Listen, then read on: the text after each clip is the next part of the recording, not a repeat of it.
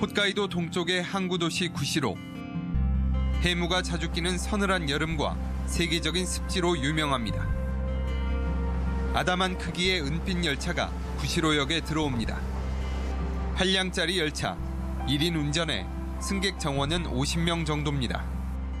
이 긴 시간 주민들의 발휘되어온 이 지역의 오래된 열차인데요. 이 열차가 달리는 구간은 풍광이 아름다운 걸로도 유명합니다. 이 취재진도 열차에 탑승해 종착역까지 가보겠습니다. 홋카이도 동쪽을 횡단하는 하나사키 노선입니다.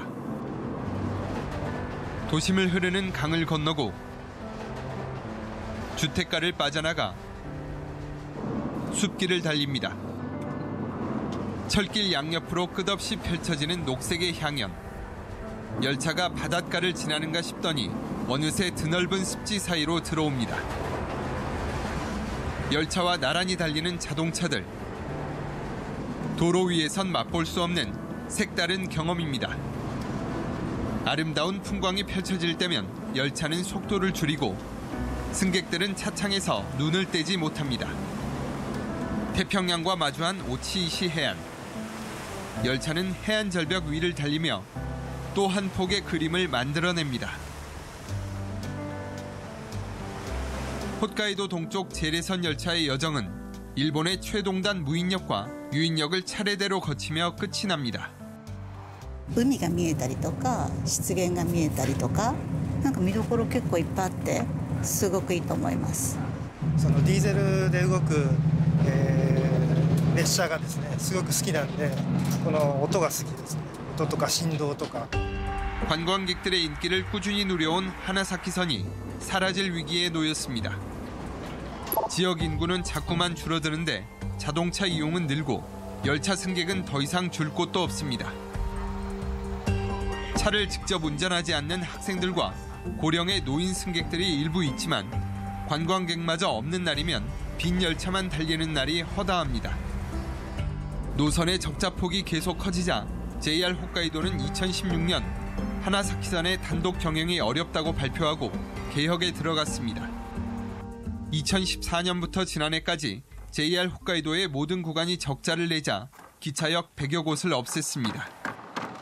또 홋카이도 후라노시 등 일부 자치단체들이 연간 11억 엔의 분담금을 거부해 올해 초 80km 구간의 폐지가 결정됐습니다.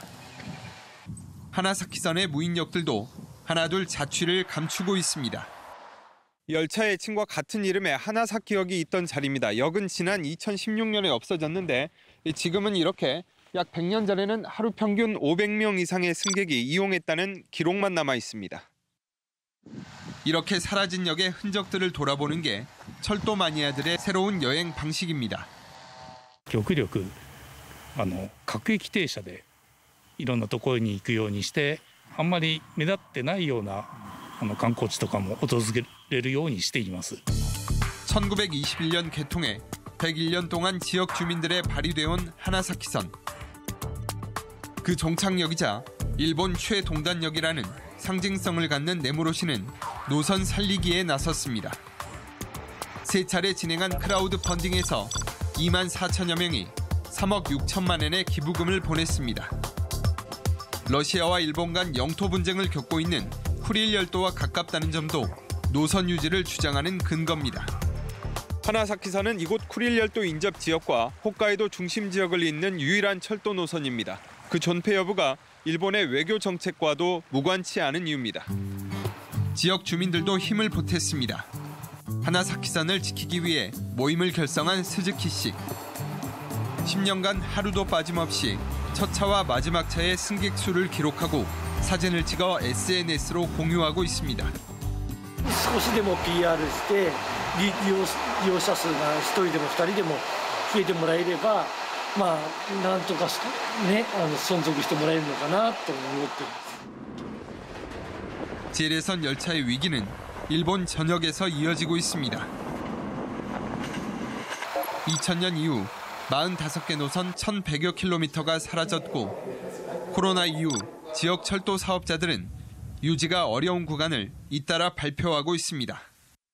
鉄軌道だけではなくてですね、空き家が増加したり空き地が増加したりと、これも人口減少に合わせてさまざまな問題が起きていると、特に地方都市の中心部が衰退していると。でこういったさまざまな問題をトータルで考えて解決しなきゃいけないと。